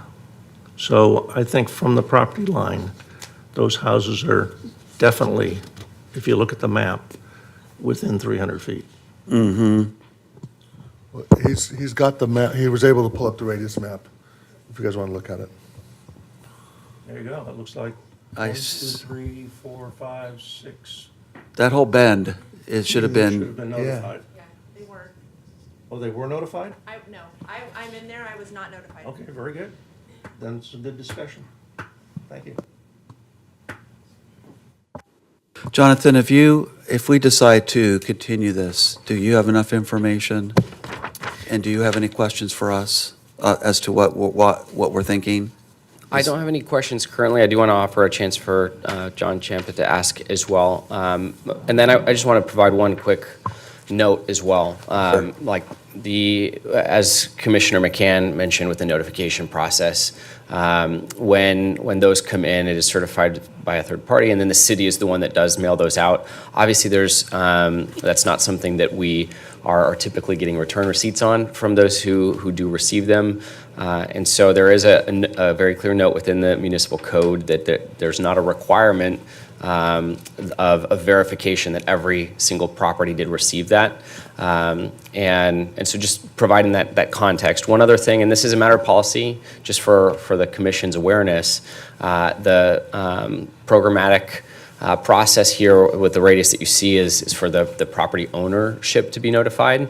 And so there's not an automatic double notification that goes, for instance, to tenants. And that's for across the board. And a final thought on, there was a note or a comment about potentially considering easements. One challenge we would have is just replicability of considering that long term. Most of the trails in the city are not owned by the city. So if we consider that for any types of facilities that are at water towers, Rancho San Clemente being a good example, the city doesn't own that entire trail along the ridgeback. We do have an easement. But if we consider expansion of notification, that opens up not just a number of additional feet, but miles that could be incorporated. So just wanted to provide some of that additional thought there. But this doesn't use the trail. This uses the property boundary. Correct. This one, as current, We're not uses the saying property that boundary. that's from the trail, right? Correct. Can I point something out? I'd just like to point out that in that radius map, it appears that properties 1 and 7 are technically outside of the 300-foot radius, and yet the map preparer chose to include them and notice them as well, probably in the interest of, hey, it's, close enough, we should throw those people in. So I certainly hear what you guys are saying regarding the easement. Fine, it can move over. But that map preparer threw in a couple extra properties that he probably didn't have to. Just pointing it out. But we don't have that list in front of us, that properties 10, 11, anyone that's within that radius was sent the owner. I think the way that would work is any one of those numbered. But where's the list? The city would have a list. We do. I don't know that we have the digital version handy, so that's. Is it one of the properties? I own 10, Okay, and one is not a property, or 2, or 3. Okay, That's okay. well, By 9? 9's here. Yeah, okay. we want to make full transparency. Yeah, so when we There's enough return with an question exhibit, to- we do have a list. So we'll provide that parcel list of those items. And then finally, I'd say anyone that is here, if you didn't receive a direct notification, I'd love to get your contact information so we can make sure that you are notified. Obviously, a continuance means that this will be on another regular agendized meeting. And any facilities that go on city properties do require a lease. So there will be also a city council agenda that's required for. Leases aren't publicly noticed considerations, but if you provide your contact information, we'll still make you aware of when that does go on a public agenda. All right. What I'm hearing is we probably like to continue this, Jonathan. Can you give us some guidance on the amount of time for that? I'm going to ask the applicant to comment on one item, because I think that there's one particular item that was mentioned that would require their input. Yes, sir. The components that pertain to the city would not prevent us from returning to the next next regular planning commission meeting on the 20th. But if the applicant could comment, what I heard from the commission was an interest in like the site suitability analysis or comparative analysis of alternatives in the area. Is that something that Let me reopen then the public hearing so that Mr. Doheny can be heard on that. Thank you, Chair. Question? Sir, can you just address Mr. Lightfoot on that, please? With regards to the radius maps and then public notices? No, not on radius maps. If the time that it would take for your team to prepare an alternatives analysis of other options in the vicinity. So I heard the chair mention the specific location of what was selected and whether the team could prepare an alternatives analysis of other locations nearby and whether they still accomplish the needs of your coverage maps. We could put that together within 30 to 60 days. There was an initial alternative site analysis provided. This project was actually started by another vendor by the name of Qualtech. We took over the project halfway through. We didn't get their complete alternative site analysis, but knowing the search ring itself that we were working in is highly zoned residential property, so we're very limited in the number of options that we had available to us to propose a facility and still maintain a distance from, the residences. This one, again, we're, approximately 300-plus feet away from the local community, which is generally further than most of our facilities, which are much closer. So given that feedback, I'd recommend that we look at continuing this to the April 17th meeting. And making sure that there was proper posting. Yeah. Because if there wasn't, if there's any question, we should repost. Right? If you have any question.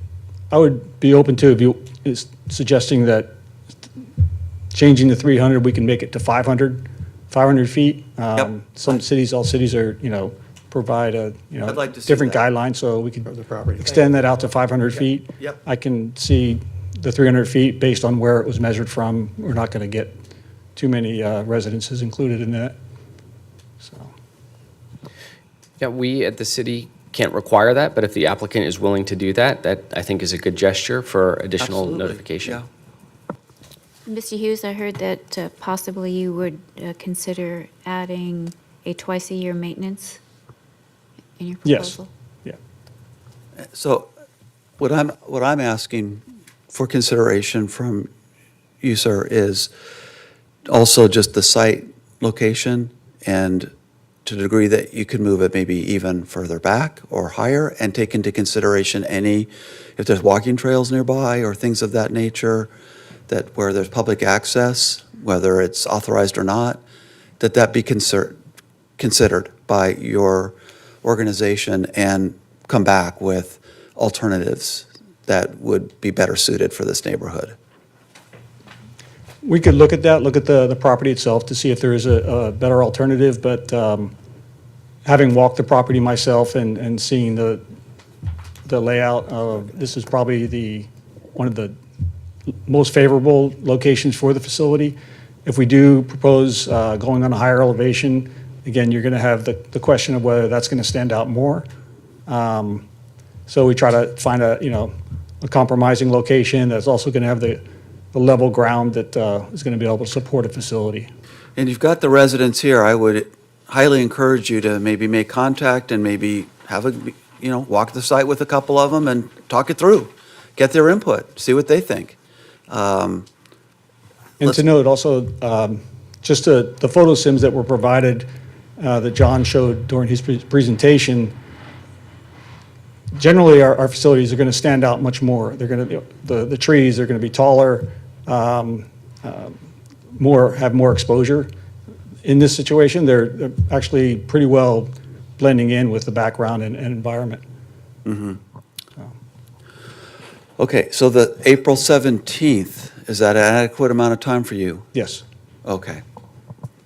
Did you want to make a motion, I'll sir? make a motion that we continue this item to April the 17th with proper posting and notice to 500 feet as requested by the applicant.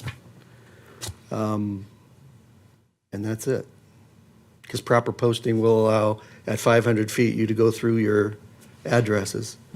And perhaps when it comes back, you could include that, so that we see that the proper posting was. And can we add the maintenance? Oh, and add, Do we need all this, or is the sense of the commission enough for you? well, it would just be in 7.8, strike yearly and put by twice a year instead of once a year. That's condition 7.8. Yes, so I don't think that we necessarily need that to be captured in the motion, Okay. but we hear the Right. consensus of the commission for those concerns. Yeah. Second. Okay, we have a motion and a second. All those in favor? Aye. Any opposed? Carries unanimously. I want to thank the residents for your time tonight. The rain, the inconvenience, but you care, so you're here. We appreciate that. Thank you. Mr. Doheny, thank you to you as well. Thank you. For your cooperation. Thank you, sir. I think that is really what our main agenda item for the night. The rest of our agenda would be pretty routine. We've got no new business or old business, but now we are, any reports? You want to announce under new business? Eileen? Maybe under Wait for commissioner public to report. show up if they want. Yeah, I've mentioned it to everybody here, kind of one-on-one, but what are you thinking? Just you recognize her and say we're having something on. Okay, on the next- so yeah, Jonathan, just formalize that we are going to do a reception for Ms. White at the next meeting on the 20th at 5:30? So, yeah, I'll make one quick caveat to that. So it won't be the 5:30 reception isn't going to be a part of the regular meeting. Yep. The public is welcome to join. We'll have the doors open and some cake to celebrate our longtime recording secretary, Eileen White, at our next meeting on March 20th, beginning at 5:30. Yeah. Very good. Does any commissioner have any comments or reports they want to make under our section 11 there, reports? Anybody? Jonathan, did you have anything that you want to share with the group? I don't have anything today. Thank you. Okay. I'll go ahead and move, then we are to adjourn to our next regularly scheduled meeting of the Planning Commission to be held on Wednesday, March 20th, 2024 at 6 PM here at San Clemente City Hall. Second. All those in favor? Aye. Aye. Opposed? Passes unanimously. Thank you very much. We stand adjourned.